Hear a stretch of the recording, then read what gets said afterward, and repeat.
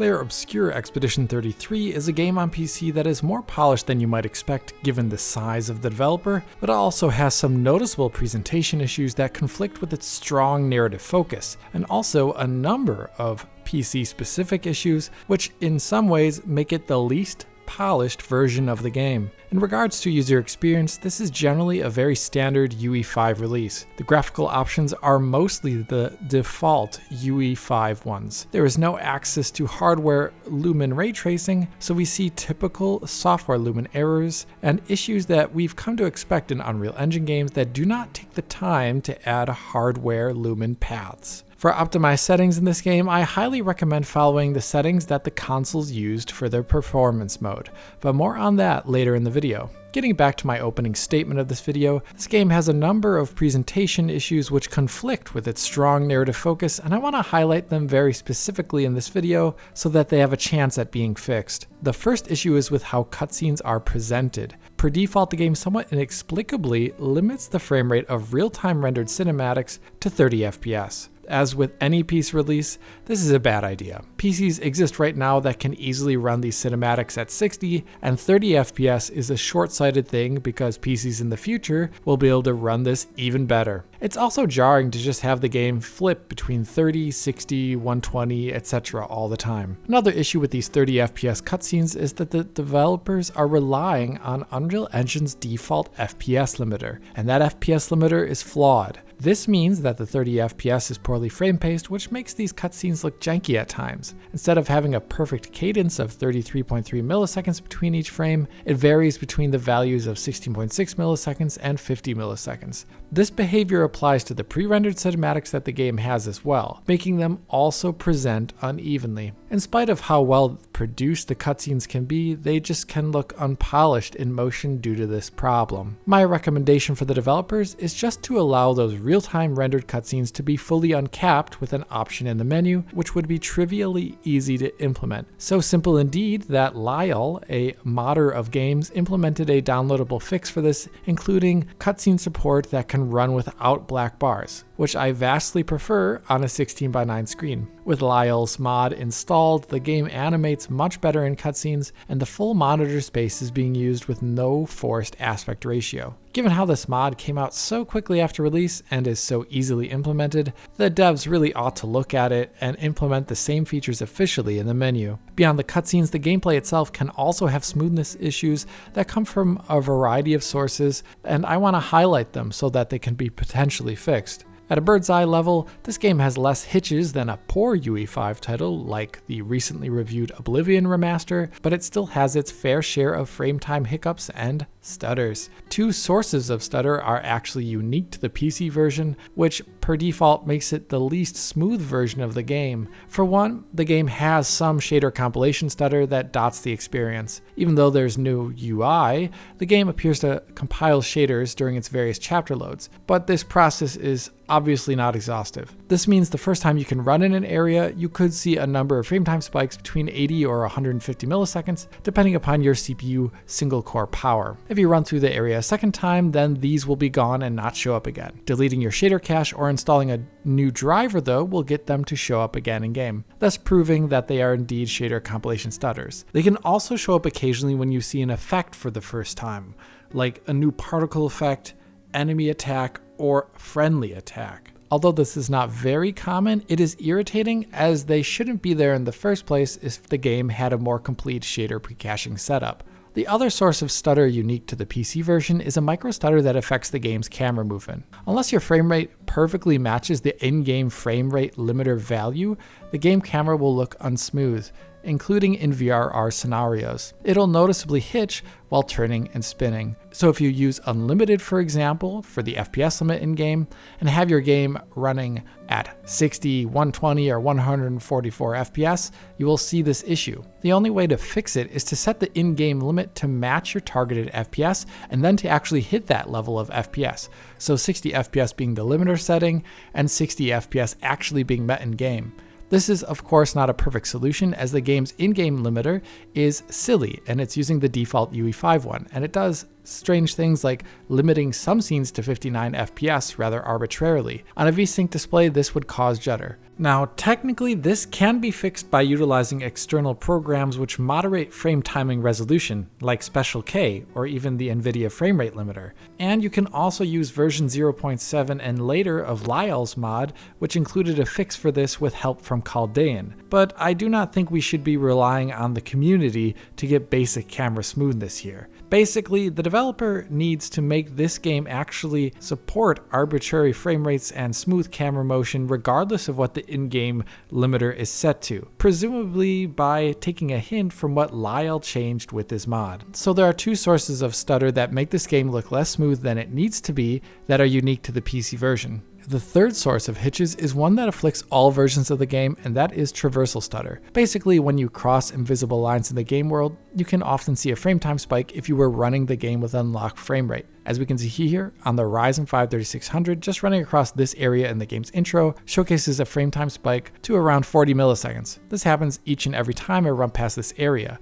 so we know it's not shader compilation stutter related, as that is a one-time affair. This happens each time. These are found throughout the game when you move through it. And curiously, the size of these hitches with an unlocked frame rate doesn't seem that different between CPUs. A Ryzen 7 9800X3D had a frame time hitch of nearly the exact same length as the Ryzen 5 3600 in this example I showed off earlier with the frame rate unlocked. The best way to hide these hitches is, as always, by utilizing frame rate caps like those from Special K or VSync at 60Hz. With VSync 60Hz, for example, the frame time spike I showed earlier on the 9800X3D completely disappeared, and the game animated normally here with no spikes to animation. Still, 60 FPS caps or utilizing syncing cannot save all CPUs, like here with the Ryzen 5 3600, which shows off a frame time spike even with a cap on, whereas the 9800X3D could get rid of it. Basically, caps and CPU speed are going to be the way to alleviate the issue,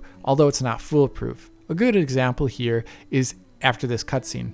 I run forward after the cutscene and I see two frame time spikes to roughly 33 milliseconds on the 3600. On PS5 Pro in that same situation, the hitches are a bit longer than the 3600 at 50 milliseconds in length.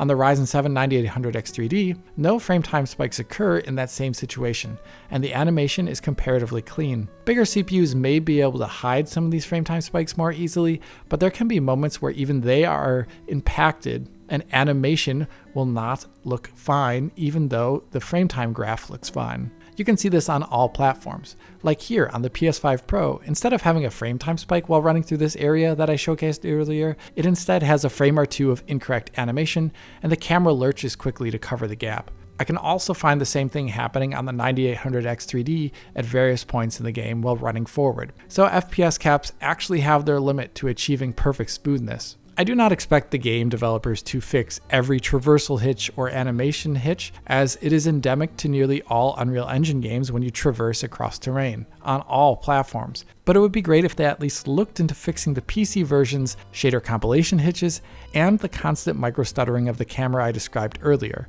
These seem like oversights which could be corrected. Similarly, it would be good if the developers also got rid of the intense sharpening filter which is forced on in the PC version of the game. This gives the game on PC a very crunchy look with lots of aliasing. This is not present in the console version as it would appear, and I think the game looks quite a bit worse on PC as a result. With mods like Lyle's mod, you can get rid of that and the game looks a lot better. While they are at it, they should perhaps also look into DLAA as well. It looks worse than DLSS in this game for some reason, being blurry and unsharp, regardless of which driver the player is using.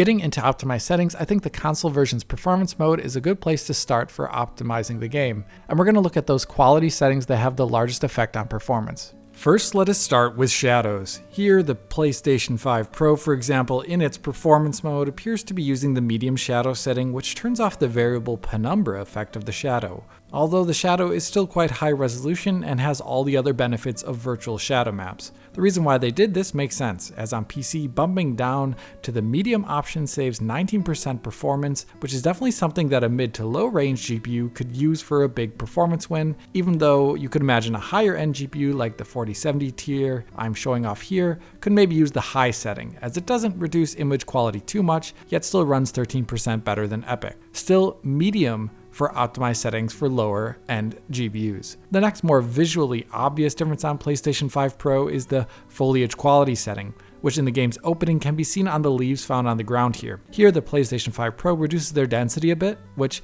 is an exact match for PC's high setting. In this opening scene, this means a smaller 3% performance win with little difference in visual quality, which is nice to see, unlike medium, which culls quite a lot of the leaves here. I definitely recommend the high, in spite of its less than stellar 3% performance win, as the medium or low setting in other scenes really dramatically transforms the game's natural visuals for the worse, with little commensurate frame rate improvement, or at least not as much as you would like. The third setting to watch out for is reflections. Here on PlayStation 5 Pro in its performance mode, we can see that the setting is an exact match for medium. Essentially, the size of this reflective puddle on the ground here is smaller on medium and on PS5 Pro because lumen reflections now apply to less surfaces to save performance based upon their roughness, and the edges of this pool are rougher than the middle part. In general, performance increases are not going to be too huge though from this one, even with scenes with lots of reflections on the ground. Still, it's measurably better and not a huge loss to visuals, so I recommend medium here.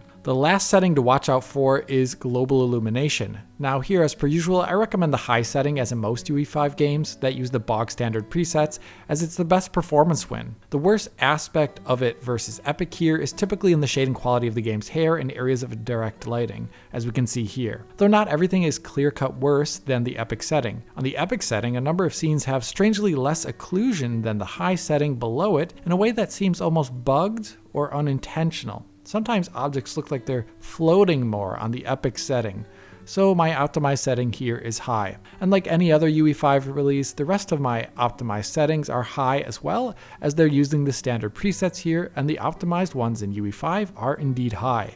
Altogether, in any given outdoor scene like the one here on an RTX 4060, we can see that the optimized settings improve performance at 1440p native by a massive 57% in this scene. By dropping down to balanced DLSS mode, we see a further improvement over the native plus Epic settings by 200%, so 3 times the frame rate here. So there's a good amount of wins to be had in this game with just a few simple clicks. Using these settings at 1440p with DLSS 4 transformer balanced, forced in the driver, I set out to play a good chunk of the game's beginning on a Ryzen 5 3600 equipped with an RTX 4060, and I utilized the Epic texture setting. Although I was uncertain and cautious at first regarding that texture setting, because this 8GB GPU can give me problems usually. Like many UE5 games though, the texture streaming, even when set to this highest setting, wasn't actually a problem for in-game performance. Due to UE5's virtual texturing system, performance tends to not be the issue on 8GB GPUs. Rather, you can see the potential for worse quality textures at times. This could occasionally occur in cutscenes, as I found on camera cuts, where textures could load a bit slowly, but in gameplay, textures were generally always fine at the normal walking pace. Performance-wise, the RTX 4060 held up admirably, I would say, with the settings being used. But like on the base console version, the image quality is perhaps the game's biggest issue on GPUs of this level of performance. There's a number of pain points, like hair being particularly poor. When running around and being GPU limited, typically the FPS was above 60, with heavy areas or certain fights dropping the frame rate into the 50s for extended periods. This is a good VRR experience, of course, when GPU limited, minus those hitches and stutters that I detailed at the beginning of the video. But generally, this game does scale low, and an 8GB GPU and even a Ryzen 5 3600 can generally have a pretty great time here and a good 60 FPS, which I heavily recommend targeting given the game's real-time aspects in its turn-based combat.